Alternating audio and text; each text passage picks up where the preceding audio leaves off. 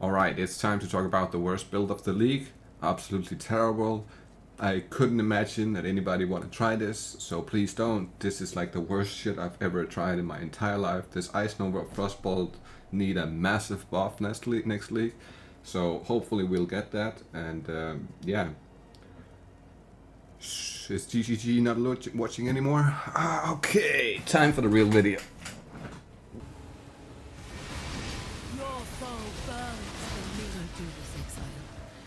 You can still join us. I can bring them back. It's your chance to bring back anyone you've ever loved.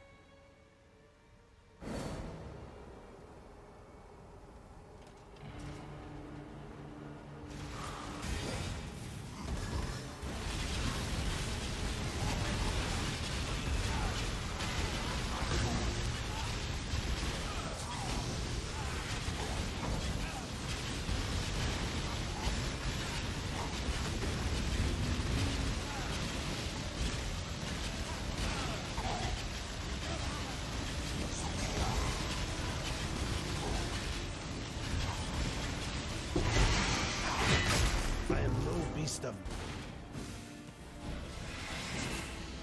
annihilation.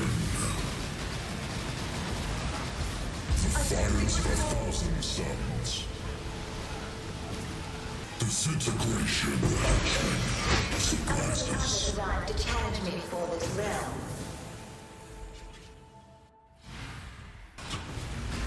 I have seen beyond. I must have time. Everlasting fire.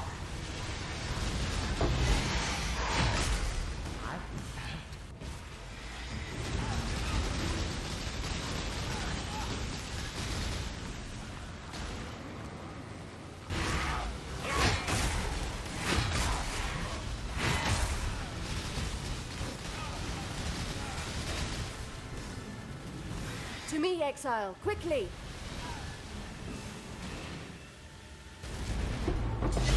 So for today's video we're going to be talking about the Ice Nova of Frostbolt build, which is my main build this league on Settlers, and maybe you guys as well as me watched the video that Cicerin uploaded where he showed off this build, and I was kind of impressed with how it looked. So I thought to myself, this looks extremely Of all the cool. melee builds, there are still some spell builds that are...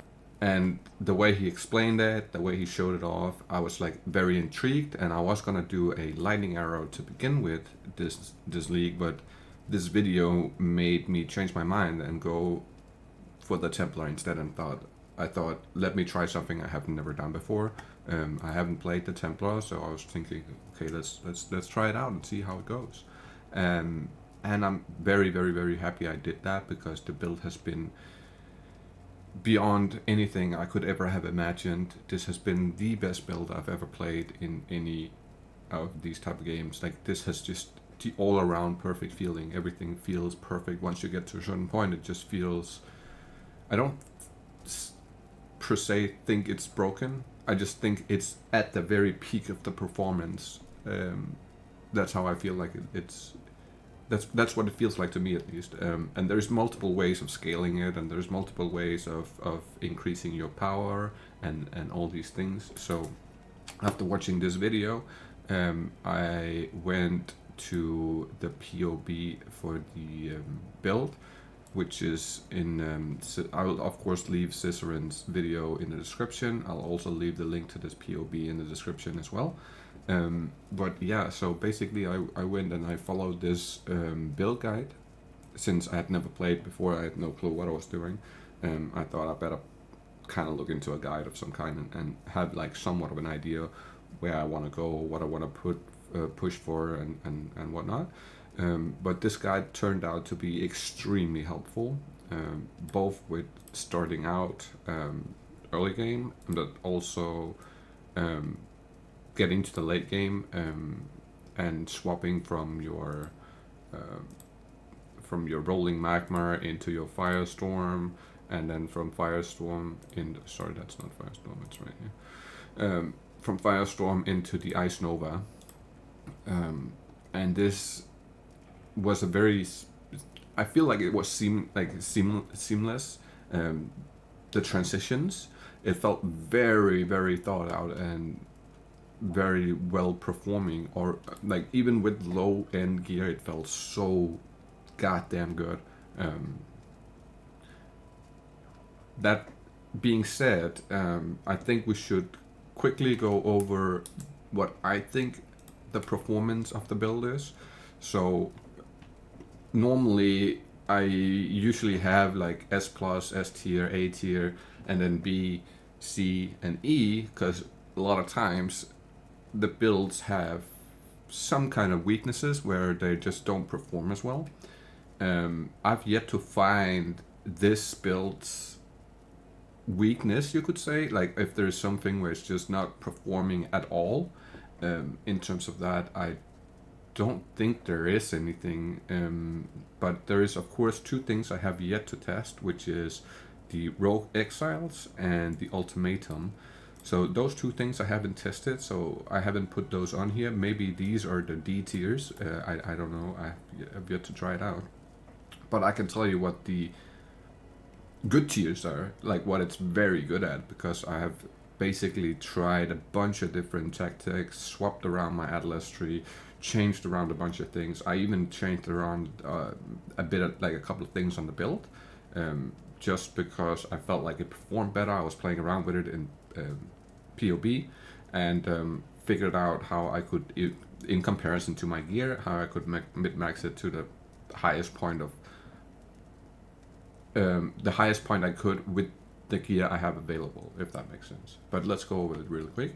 So in my opinion, it's S plus in bossing, delirious, like it doesn't matter if you're doing deli mirrors, if you're doing deli maps with so I did 100% delirious. That's pushing it a little bit. It's doable, but it's just pushing it a little bit, and it does from time to time kill you. But 80 is fine. So 80% delirious T17 maps is fairly doable. Also breaches is how I hit level 100. Super good at breaches. It's so good at breaches, especially with the frost blink. It lets you move around the map a lot quicker. So I absolutely love that. In terms of expeditions, it was the best build I've ever tried doing any of these things with. Bossing, delirium, breaches, expeditions, all. I used lightning arrow last league for expeditions and breaches, and I thought that was the best. It's really, really good, but it's just super classy, so you do run into situations where you just get one-shotted or off-screen by something. I don't feel like that's the same issue here, unless you really, really put some bad mods on the map. You might be able to like get killed by something one-shot type deal, but it's rare. It's extremely good at the betrayal. Strong boxes, it's phenomenal at strong boxes. T17, it's destroying all the T17 maps now. I did have somewhat of an issue with a couple of the T17 bosses. Not the map itself, just the bosses, because I didn't understand the move sets yet. But after having grinded them for a while, now that I understand how to attack and deal with the different bosses, it's become a walk in the park. The Ubers, I would also say it's S plus tier.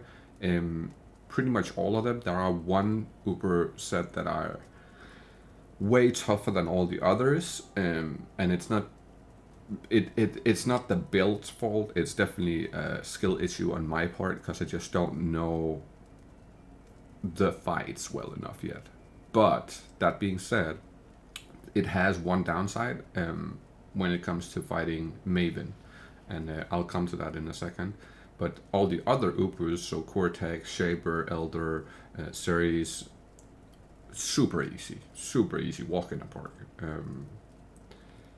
Temples, it's absolutely brilliant at doing temples. Harvest, phenomenal at doing harvest. Absolutely phenomenal. On the beast hunting side, I feel like it was really good too. It kills the beast super fast, even though they are hella juiced. Beyond Demons was easy as fuck. Even with low end gear, that was easy. Same goes for the Blight, super easy. However, if you super juice a Blight map, you can go overboard with it, and the problem becomes... I can give you an example here if I still have it. I might not have it anymore. No, I don't. Okay. But I basically did a Blight Ravage map, and I may have overdone it a little bit. The problem wasn't that I couldn't kill the enemies. The problem was the lag literally broke the game and kicked me off the game. Like it kicked me off the servers every time. I walked in the portal and I immediately got disconnected. Walked in the portal, got disconnected. Walked in the portal, got disconnected. So it wasn't really the build's fault. It was more a performance issue on the PC and maybe a skill issue, or maybe I did something wrong in terms of building the wrong towers or some shit like that. But yeah, that kind of ruined, like, that part was kind of ruined just because of the intense screen clutter this build does have. It does put out a lot of visuals. So that being said, it's really good at Blight in maps, or at regular Blighted maps, but you overjuice the Blight Ravage maps and you will run into an issue, more with the stability of the game than the stability of the build. Now for essences, I was doing T17 maps with essences on and juicing them, and still, I know you can do it in T6 maps, and it's really the same, but I just want to see how strong the build actually is in comparison to the essence monsters, because the essence monsters feels very strong, but this build just annihilates them. So amazing. Now for legions, I felt like it was very nice. It wasn't as nice as the lightning arrow, but it's right under it. So for that reason, I didn't want to put the legions in S plus tier. I'll put it in S tier because it's still very, very doable. Same goes for the emblems that you get from the legions. Super easy and doable. Same goes for breachstones. Empowered breachstones or flawless breachstones with the map device empowerment on. Easy as fuck. Can run straight through those solo or with other people. It's no problem. Tormented spirits, it's decent. Just didn't do it a lot, so I put it at S tier because it just kills everything so fast. Abysses, I didn't do a whole lot of abysses either. I just did like 30-40 maps to kind of feel it out and see how it felt. I caught a couple of abyss depths. It performs absolutely brilliant. It's so nice, but it's just a little annoying to do abysses in my opinion, so that's why I put it in S tier instead of S plus. It does perform really well, but it's just it can be a little annoying. Now for Delve, it's just, again, it performs exceptionally in Delve. It's really, really good at clearing, and you don't have to kill monsters in between your starting point and the point you're going to. You can just strictly teleport straight through with your Frostblink, basically. That's what I do. I teleport from one start point to the next, kill all the enemies, and then I move on to the next point. And I can quickly show you guys what my chart looks like. We're currently sitting at depth 500, so it's not crazy or anything. I haven't had time to go super deep, and sadly I don't know Steve, so I can't ask him to invite me to like a super deep side of the Delve side to like test the build out and see how well it performs. But I'm gonna keep going down throughout this season, and hopefully we'll reach like 1,000 or a couple of thousand or something like that to where we can actually test it. Yeah, so the only A tier we have is the Uber Maven fight, and the only reasoning behind me putting that in A tier instead of up here with the other Ubers is the memory game. Not the first and not the second, but the third one, where you have enemies on the floor you have the lasers, and there's a lot of things going on. It can be extremely hard to see what's actually going on the ground with all this clutter on the screen from the ice novas, right? So seeing the colors pop the purple, it's very, very hard. Unless you just don't attack at all and run around and hopefully catch it like that. But I just experienced it to be...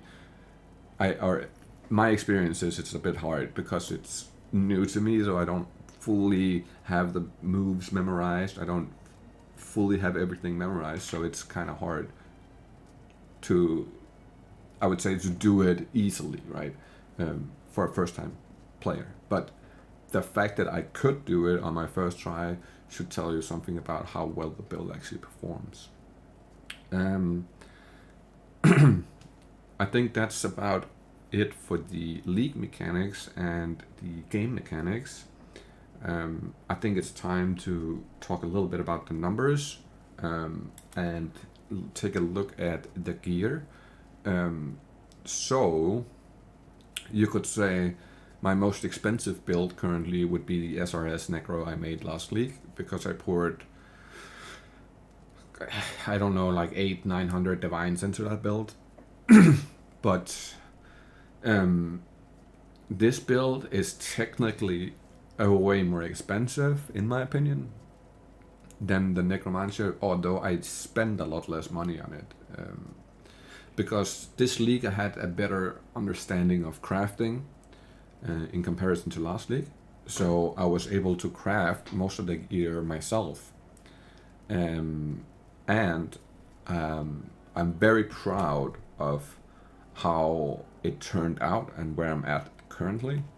But let's take a quick peek. So just to kind of explain something, I do have this Kitava's Thirst with +1 maximum power charges that I'm not currently using right now, because I don't have +1 minimum power charges on my ring. And without having that, it kind of beats the purpose of wearing that, I think. So I had a shiny one that we went to double corrupt in hopes of getting something crazy on it. Gave me white sockets instead, so it is what it is. We'll just rock with this because it looks cool. I will say one thing about Kitavas. Sometimes, since this does take a bit of mana in order to fire, like you have to spend some mana in order to make it fire. The way I like to do that is, if you look at my Frostblink, it has a cost of 137 mana, and you need a cost of 100 mana. So when I usually do one, you'll see it automatically shoots them, and it shoots the Frostbomb. So when I get close enough to where I can just spot the enemies, and like, let's say this is an enemy, what I normally do is I come up here and I teleport over there and then start hitting it. Because then I already spent 100, so on my next Nova, if it didn't send them, you can see it sends the Frostbolts out immediately with the first time I press the Nova after Frostblink. So Frostblink, then press, and you get these every time. Because sometimes if you do like just press, you can see how it doesn't fire every time. And that can be an issue on certain situations. Let's say rowers, for instance, because they run up on you super fast. So if you're not already firing your Frostbolts before the rowers start coming close, then they might actually come up and hit you. Not saying that they'll kill you, but it's just, it can be a little weird feeling if you're not making sure you're spending that initial 100 mana to make it fire first. Another thing is, what I've noticed is not a lot of people, when they're starting out the build, understand that you want to actually not just have the Nova like this in the middle, you want to hit the balls with the Nova, right? So if we look here and I press the balls, you can see it continues. It's the echoing of the skill. So you can keep clicking the balls and it'll keep echoing the Nova through them. And that's basically how the build works, right? Like you just keep flying around the map like this, and whenever you hit a pile of enemies, you stop and then you fire your ice nova, and then you just continue like that. It's so easy and it performs so well. But let's get back to the build and the gear. We are currently rocking 2 settles for weapons. So I had to settle for a T2 increased mana regen on this one. That is what it is. I am gonna switch the enchant around to try the haunted one instead. I have no idea what that actually does, but if we just click these and take a quick peek, you can see it's around 240-ish div for a weapon like this. So in these 2 weapons, you would have roughly 500 div, I would say, like close to a mirror. And this is also a settle. I had to settle for the power charge damage and the T2 spell and mana, which is, it is what it is. When you're crafting them and you hit something really nice, it can be a hard choice if you want to keep going or if you want to stick with it. And I just thought, like, it's a 1 T2 and 1 like lesser useful mod. I can live with that as long as it provides the boost I'm looking for. And that's exactly what it did, so I was very happy with that. For the gloves, we are using a pair of the new ones. So sadly I can't evaluate these. If I awaken PoE them, they aren't registered yet.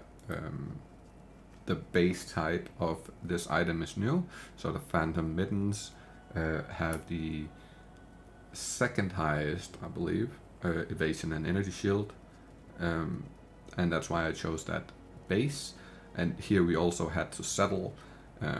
We had to settle for T2 evasion energy shield, and we had to settle for crafted life, which is a little sad. I really wanted it to have T1 life on there, but I'm not willing to spend Hinakora's locks until I hit T1 with an Exalt. I just don't feel like it's worth it. It's not enough to where I felt like it was worth it, so that's why it looks like it does right now. Now for the boots, I crafted these boots myself. I had to settle for the T7 Fire Res, even though I would have loved to have intelligence on here. If I could have T1 intelligence instead of Fire Res, I would take that all day long. Besides that, I feel like it's a pretty decent pair of boots. And for the amulet, we are using at series foilable, and usually you don't have the soul siphon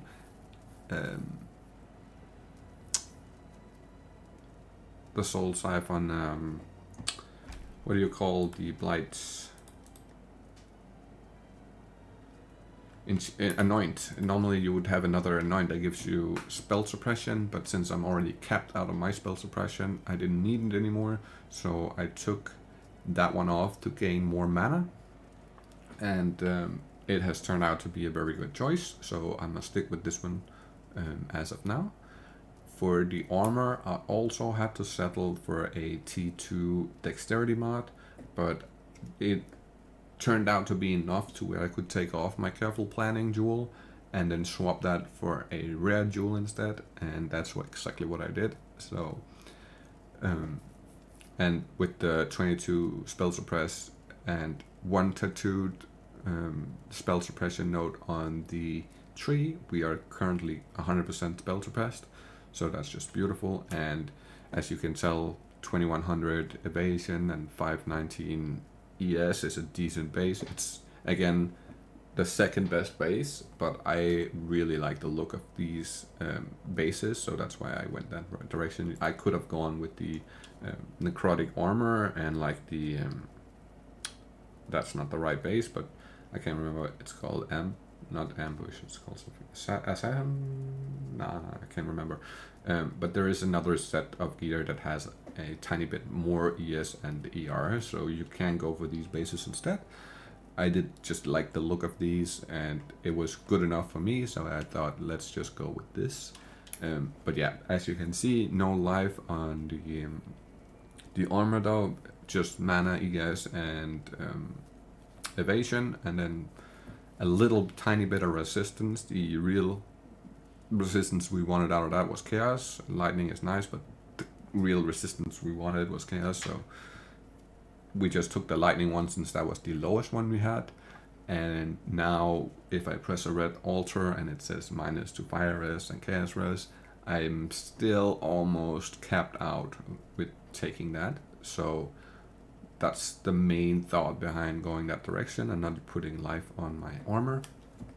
And then of course we're using Mage Blood, which is definitely not necessary. I was using this belt beforehand, which were fine in my opinion. So I was using the Life Mana Dex Jewel, and then I had this belt on, and the build performed brilliantly with this. The upgrade with Mage Blood definitely made me more tanky, but it gave me more movement speed, which is the main part really that made the build feel even better. And then it kind of let me take all of my resistances off the bubbles instead of having it on my gear. So that's the thought process behind going Mage Blood. And then we have our rings, which also is a settle. As you can tell, like I had to settle at this point because I hit the minimum endurance charges, the cast speed, and I had life on this ring with the elemental damage, and I was like, fuck me, I have to settle for this. I can't get T1 life and T1 LE damage, or I really wanted it to have intelligence instead of the regenerate life. That would have been beautiful if I could have had that instead, but I just had to settle. Next step would probably be getting a better ring than this, which is going to be extremely hard. I am, however, currently working on 2 rings, so these 2 is works in progress, and they'll hopefully I'll have them set up to a point where they can be swapped out for this one. I don't know when, but I'm just gonna start working on them slowly. I'm not gonna pour tons of currency into them right away. I'm just gonna slowly move ahead one step at a time. Now for this ring, it's gonna be extremely tough to beat this ring. This is not a settle. It's kind of a settle because I had to settle for a T3 fire res, but besides that, the ring is just so powerful that I tried to switch it out with something else, and it's just not happening because it's nearly unbeatable. The only thing that would make this way better would be if I could Hinekora lock off the fire res and add a +1 to minimum power charge. If that fire resist could get turned into a +1 minimum power charge, this ring would be the ultimate ring. Like, that would be it. I would not want to change anything on it then. But Hinakora's locks are currently like 170 div, so I don't want to start spending 170 div to try and remove fire res and get a Veiled Warborn, so we're gonna stick with it as it is right now. It's a settle, and that's how it's gotta be for this build at this point. It's the gear is so good that what upgrades from now on is so expensive that I don't feel like pouring that much into it when it performs as well as it already does. We have our Glorious Vanity down here for the Corrupted Soul. We have our Unnatural Instinct up here to get some extra mana. We have our Light of Meaning here to get more mana. And then we have a Watcher's Eye that's pretty terrible and with basically nothing that we use on here. It's all good though because it's just a placeholder for now. I will be getting a new one of these at some point in the near future. Then we have this random ass rare jewel with some area damage, some mana, some ES, recharge, some dex, and that's the main porch we needed it. Then we have our ancestral vision over here, and we have, where is it? We have our small cloister jewel over here with some ES, intelligence, damage, and then of course mana. And as you can tell, we are getting quite a bit of mana from this, so that's why we are currently sitting at 10k mana and 3100 life and 5k ES. And let's pull out the numbers here. So this is what it looks like currently. We're sitting at 1.1 million damage, which I'm gonna talk about this damage in just a second here, because it's a little bit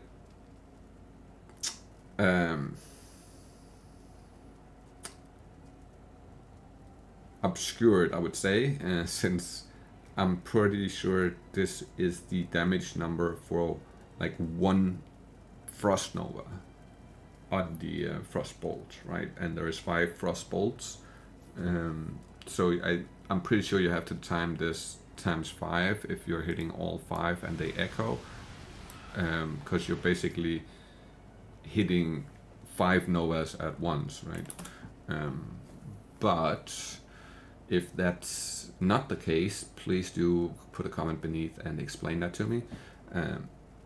Besides that, we have 320k effective health pool. That means we're eating a Shaper Slam, no problem. We are eating pretty much anything the game has to offer. There are certain things that we cannot take, right? There's a couple of mods. Really, there's, I would say, like 1 or 2 mods that are horrible on this, and then the rest of them are just super easy. 29k Visit, which is extremely good. 67k Chaos hit and 116 Elemental hit. Beautiful.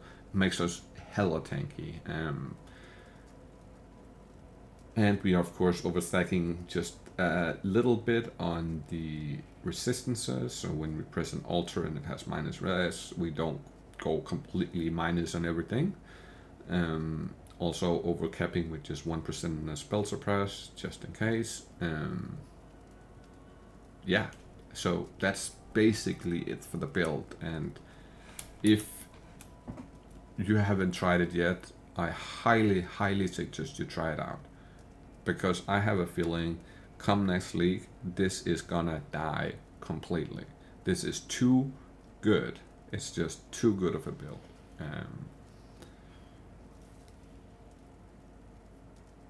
I hope it doesn't die, but I have a expectation that it will, just because of how easy it is to control and how it makes the game feel a little bit easier once you get to a certain point.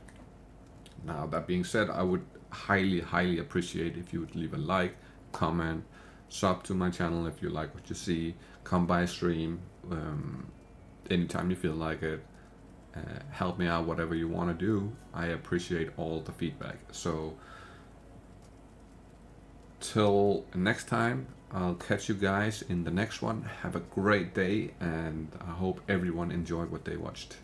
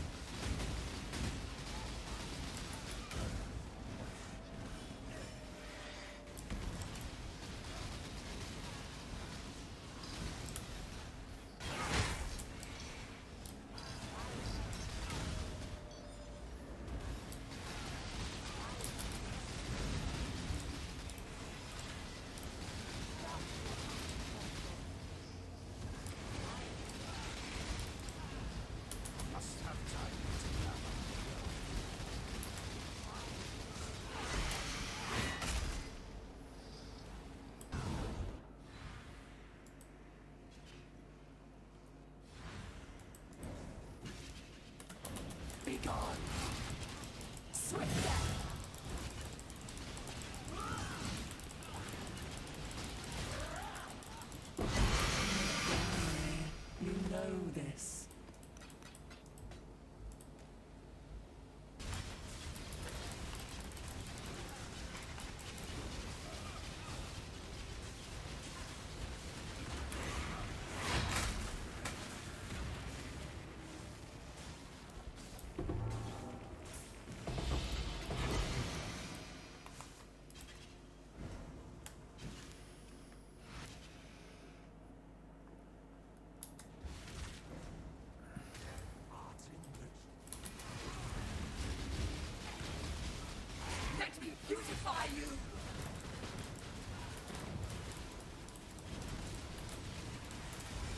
You shall be remade!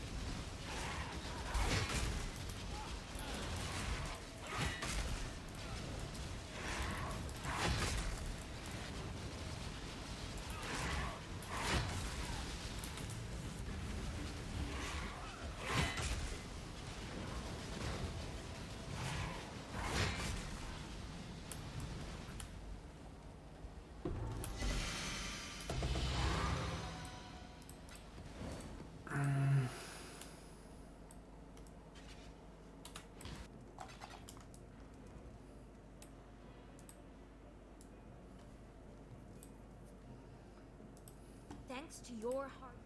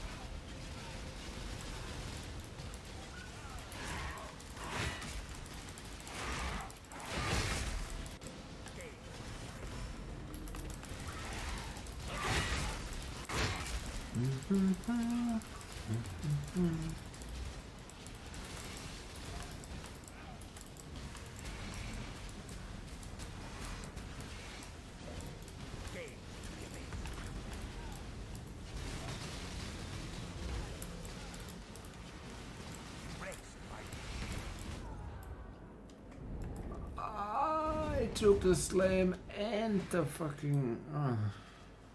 okay. Unfortunate. Shit happens.